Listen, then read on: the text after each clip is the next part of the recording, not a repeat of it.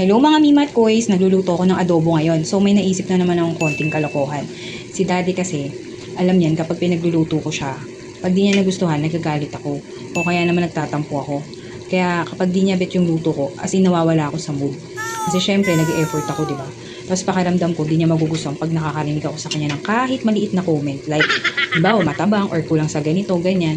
Alam na talaga namang inaaway ko siya at ayaw niya na nawawala ako sa mood. So, susubukan ko yung takot niya sa akin. At talagang kung may pagmamahal siya, kung magpapanggap ba siyang masarap, o titiisin niya yung lasa. So, eto na mga mimat ko, isang naisip kong kalokohan. Ayan. So, asin yan. So, alam niyo na, dito ko ilalagay yung ilalim niya. So, eto na siya mga mimat ko. Tara, kain na tayo. Daddy, tara na, kain na tayo. Di, tara, kain na tayo. Boy. Magkakamay ako. Mga ganyang ulam, magkakamay ako.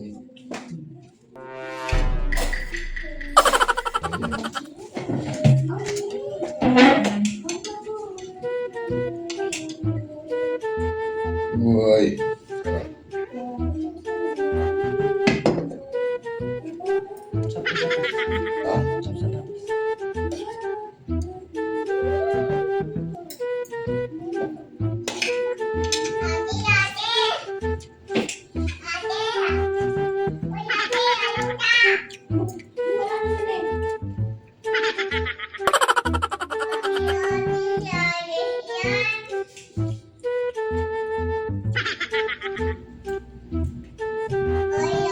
Bakit? No. Ha? Sarap? Ikaw, ikaw. Ikaw, Oo, masarap. Bakit? Oo, bakit? Di. sarap. Sarap pala yun.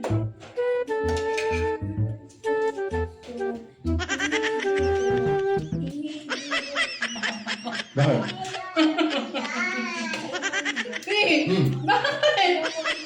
Di. Nahihirinan ako.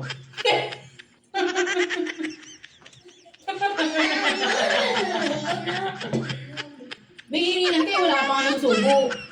Di masarap, no? Sarap. Ha? Ikaw pa. Ikaw, sige, tingnan mo. Di ba sarap? Oo, masarap. Ayan, oh. Tignan mo yung sabaw. Halika ito. Tignan mo yung sabaw. Oh.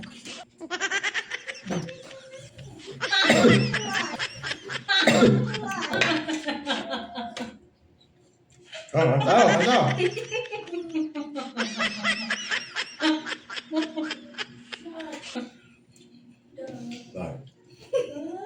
Huwag na kainin yan, di. Nakakawa ka naman, eh.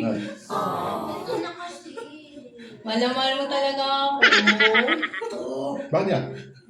Nilagyan ko kasi ng maraming asin, eh. Alat. Alat. Alat, sobra. Ito mo yung sabaw. Yung sabaw lang, pero okay pa yung karne. Alat, eh. Dito ako ng kanin. Sino may sabi di masarap yung adobo? Sarap na sarap nga si Kylie, no ate? Pinapak ako to. Dami te, yummy.